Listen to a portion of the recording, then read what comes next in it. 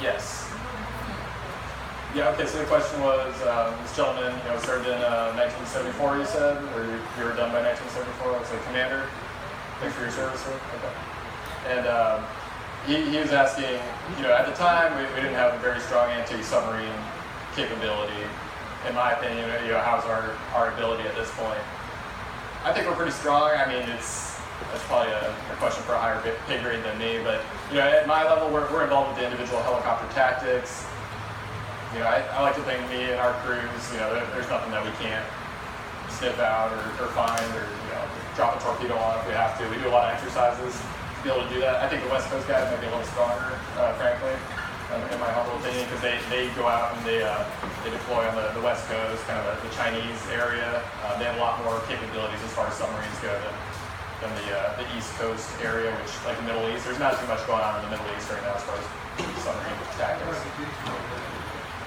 Yeah, so basically the submarine world, there's two main overarching categories. You got like your nuclear submarines and you got your diesel submarines. Diesel submarines, they have a diesel engine, which you think would be extremely loud and easy to find, except they only use that when they're on the surface. They charge the batteries of the submarine when they're on the surface, and then they turn off their diesel engine, they go underwater, and now they're like an electric car. So you probably almost got run over by an electric car once in your life because you just can't hear it. So that's how the diesel submarines can be, extremely quiet. So yeah, we do train a lot for those. We train for both, but that's the new threat, the diesel submarine. No sparks. Yeah, nothing exploding. Yeah, just very quiet. Electric motors that can turn their costs. But we do have our own set of tunnels that we can listen for them. But they are going to have shorter ranges in general than a big nuclear submarine will have. Shorter ranges for us to be able to detect them. That said, they also move a lot slower, and they do have to surface to charge their batteries a lot more. So that's kind of the weakness that they have there. They can go really shallow. A lot shallower water than nuclear submarines can go to. Any other questions?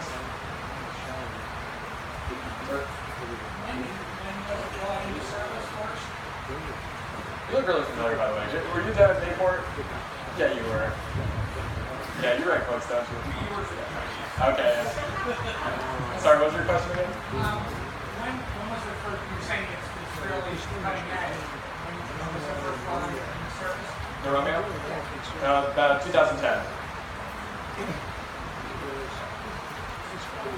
Yeah, we replaced the SH-60 Bravo. That had about a good 25 to 30 years worth of service. The SH-60P. They had a lot of similar capabilities. It's just all the sensors got upgraded, and then they also didn't have a dipping sonar. They could spit out sonobuoys, but they didn't have a dipping sonar. And our radar is stronger, our FLIR is better.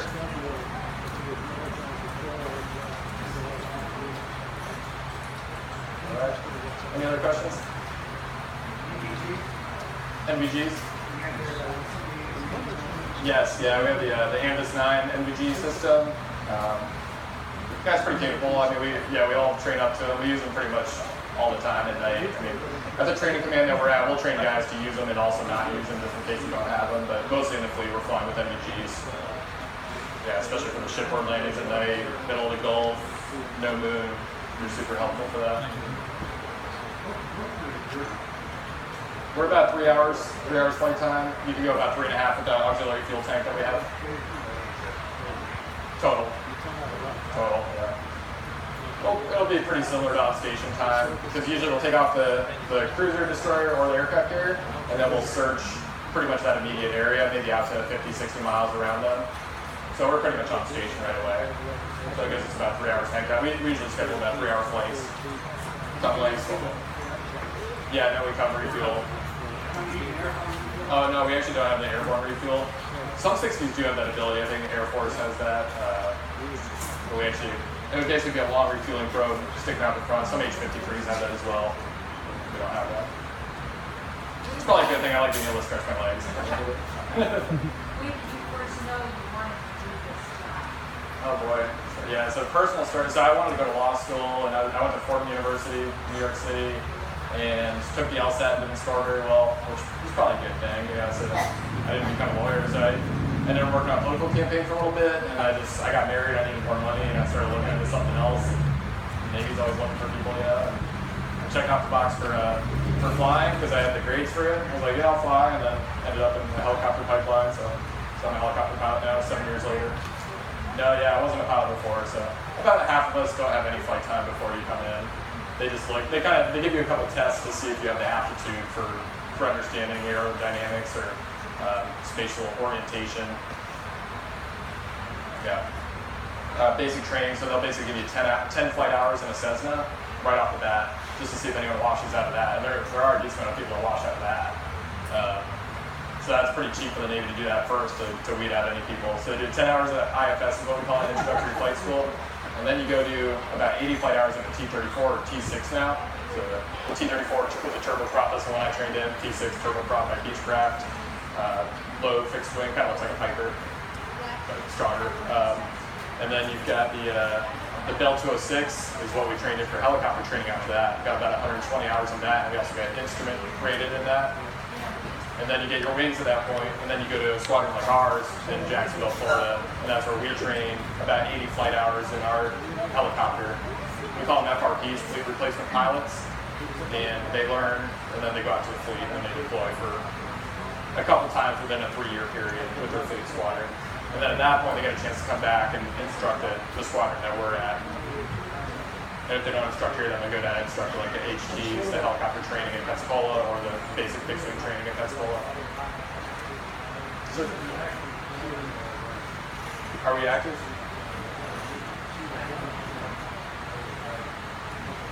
We're the RAG. So the new word for RAG is FRS, Fleet Replacement Squadron. So we are the FRS.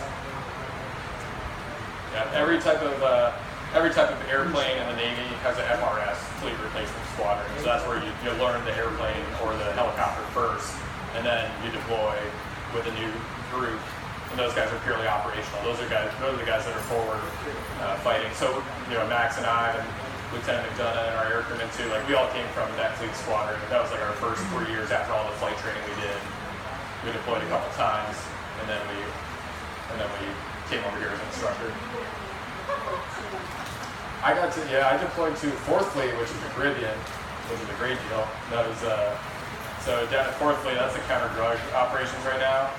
AUF, Airborne Use of Force. And we kind of work with the Coast Guard, keeping it's counter-narco-terrorism basically. So illegal drugs and contraband, terrorist activity that are trying to come in from the Caribbean area. So we try to stop them there. My second deployment was 5th Fleet, Middle East, and that's where we're in the Persian Gulf, protecting the carrier strike group from any surface threats, and then they're the ones doing the strike missions into Syria, Iraq. Next, I have to deploy in the 7th Fleet, that's the Chinese AOR operating area in that region.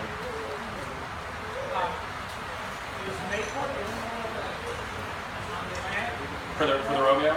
Yeah. So we're the only show in town on the East Coast for Romeo training. So, and Mayport also, just for your general situational awareness, is the biggest area besides Norfolk on the East Coast as far as our Navy fleet goes. So basically Norfolk, Mayport/Jacksonville, those are the two big fleet concentration areas. And we also have some submarine bases like in Kings Bay, Georgia, and then also up in Dryden, Connecticut. Thank you. Yeah, thanks for having us. We're having a great time. Lots of nice people here. So. Thank you.